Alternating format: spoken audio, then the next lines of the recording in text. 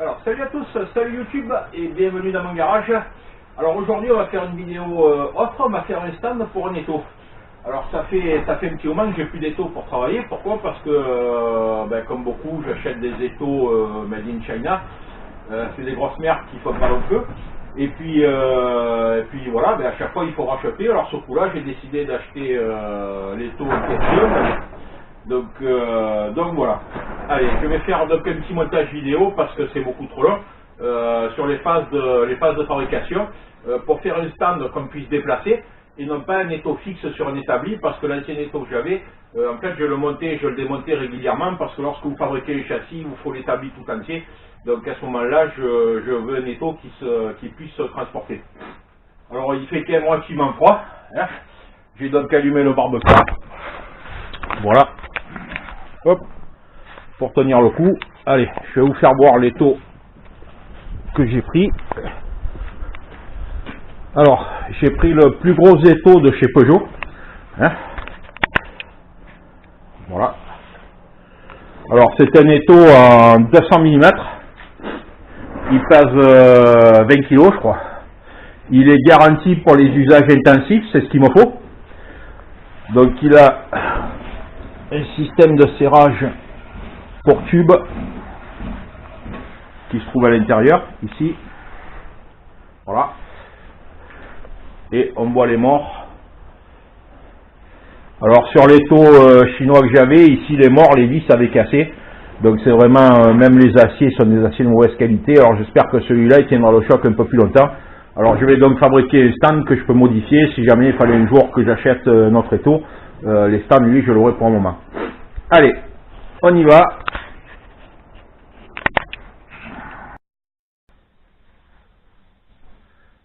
Alors voilà les amis. Donc pour la partie haute de ce stand qui va supporter donc l'étau. Alors ici j'ai récupéré plusieurs années de ça un morceau d'IPN.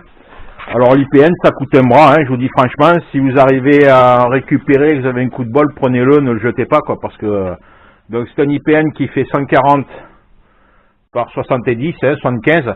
Bon, on peut utiliser n'importe quoi hein, comme IPN, hein, ça va bien aussi quoi. Hein. Alors ici, ça c'est de l'équerre que j'avais acheté de la cornière en 80 par 80 par 8. Donc je vais ici en souder un morceau ici, percer deux trous là, pour venir poser l'étau par-dessus, et un morceau dans ce sens-là, hop là, qui lui fera office de poignée, vous verrez, pour déplacer le stand. Voilà. Donc je vais pas vous faire voir le perçage des trous, j'y vais et je reviens. Allez.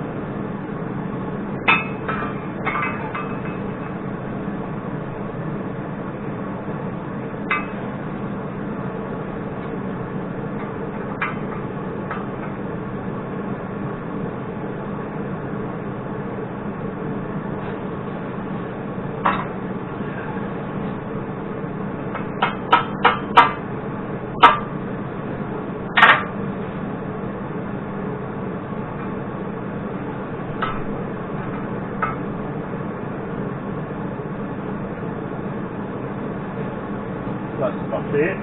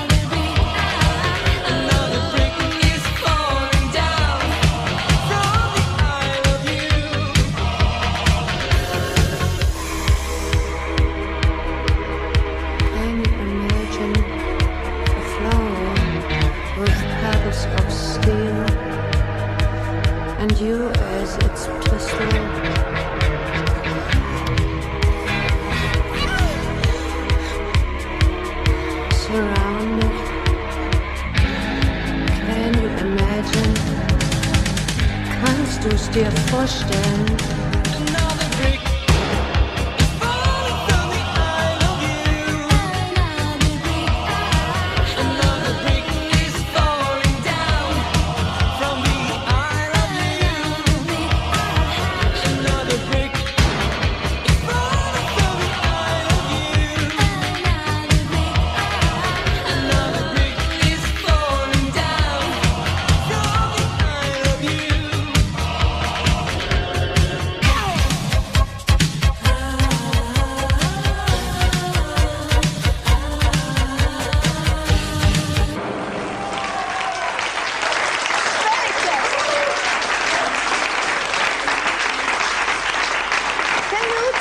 Good afternoon in Swedish. Yes. Yeah. Hello.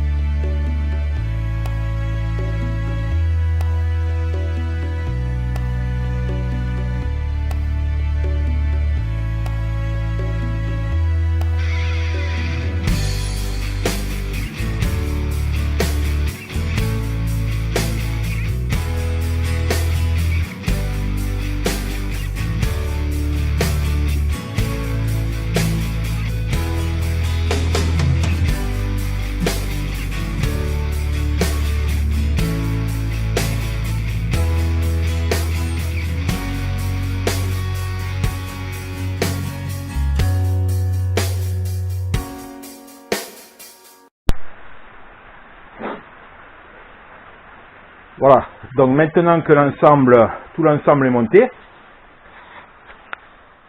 donc on voit, ici on a vu le montage du socle.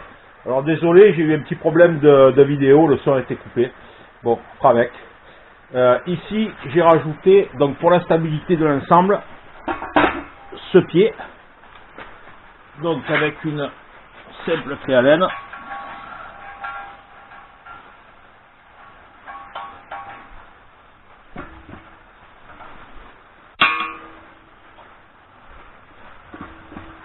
Voilà.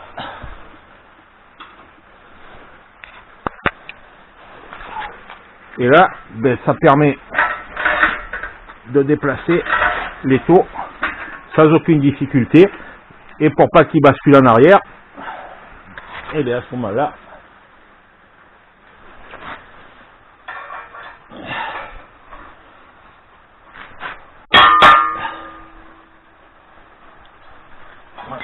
et là, il y aller, il part pas. Voilà. Allez, on continue. Alors, la partie haute est maintenant terminée. Donc l'étau est à sa place. Hein. Ici, on bénéficie d'une poignée pour pouvoir le déplacer. Hein. Et ces trous que j'ai fait ici et là, en supplément, vont me permettre de fixer un accessoire porte-outil. Donc on va regarder.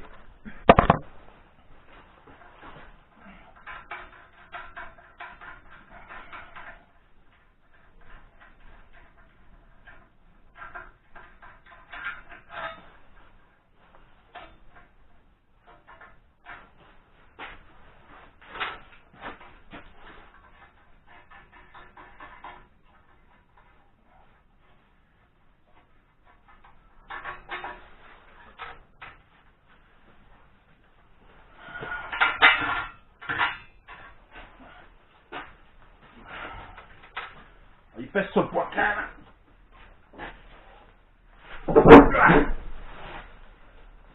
Voilà. Donc, ici, voilà le système de fixation. Là, la poignée. Voilà. Donc ce plateau, si jamais un jour je venais une fois de plus à changer d'étau, j'aurais la possibilité de le réaménager en mettant une platine par-dessus. Voilà. Allez, on continue la suite. Voilà. Donc après avoir rajouté une barre stabilisatrice à l'arrière, comme je vous ai fait voir, donc là j'en place une également à l'avant, pour pouvoir, on ne sait jamais, si vous mettez une pièce qui va porter tout son poids de ce côté, à ce moment-là ça va stabiliser et empêcher l'étau de partir en avant. Allez, je la soude, je coupe, parce qu'à chaque fois ça coupe le son de la caméra qu'elle soude, je sais pas pourquoi.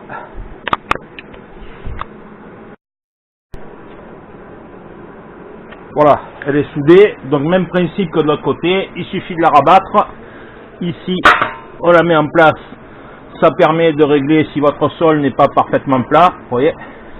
Une fois qu'elle est en place, ben, on serre et terminé, on n'en parle plus.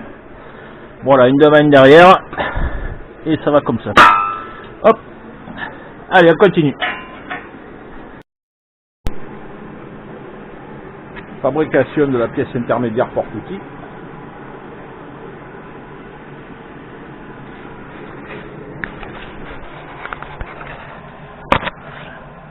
On va essayer de filmer, voir si le sol se coupe.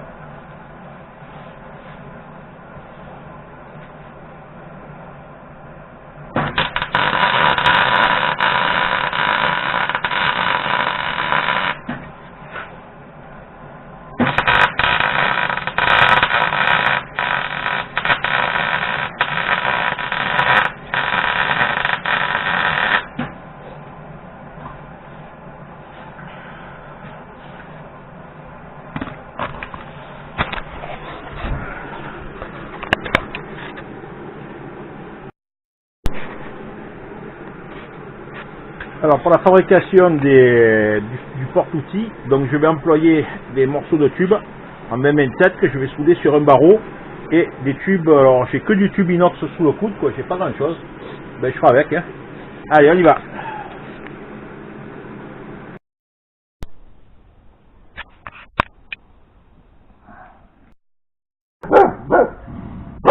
Ok. Alors le porte-outil est articulé, vous voyez, donc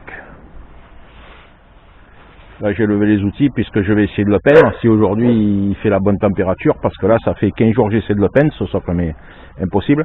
Donc ici on place les outils, pour pas que ça gêne le fonctionnement de l'étau, on peut le déplacer complètement, voilà. Et puis une fois qu'on a fini de l'utiliser, ben, on le remet à sa place, comme ça vous êtes peinard, et vous avez toujours vos outils à portée de main pour les utiliser.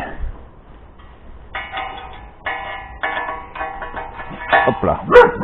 Voilà. Reste plus qu'à peindre si j'y arrive.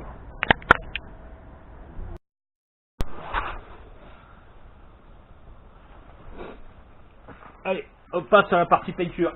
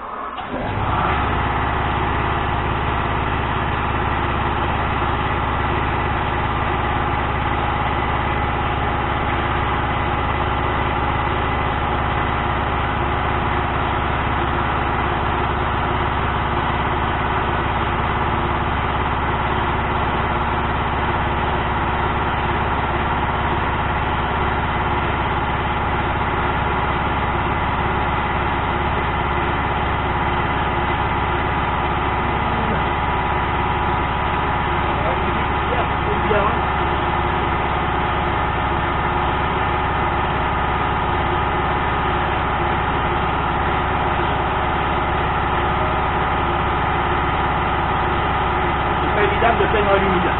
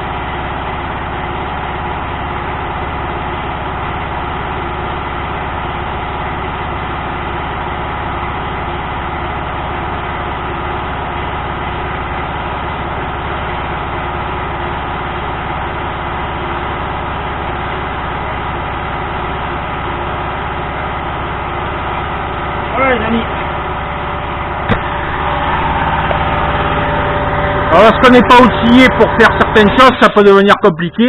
Là, certains remarqueront que je soude sans protection, je suis désolé, mais bon, j'ai tout oublié sur mon chantier. Donc voilà, on fait avec, on fait en plein air. Allez.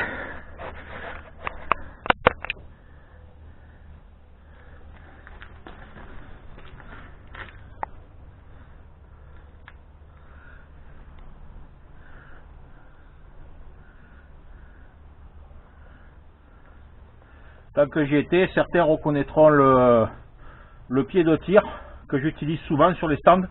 Donc j'en profite pour lui filer un coup de peinture aussi. Alors voilà les amis, cette fois-ci c'est terminé. Alors vous ne le voyez pas à la caméra, mais ça fait quand même plusieurs jours que je suis pour finir ce piédestal. Pourquoi? Parce qu'un jour il gèle, un jour il fait pas le beau temps, et puis aujourd'hui il pleut carrément. Voilà, alors je l'ai peint, il a mis plusieurs jours à sécher parce que ça a gelé par-dessus la peinture. Bon, désolé, vous avez compris que je fais ça en plein air. Alors voilà, c'est qui? Donc voilà le pied une fois terminé. Ok.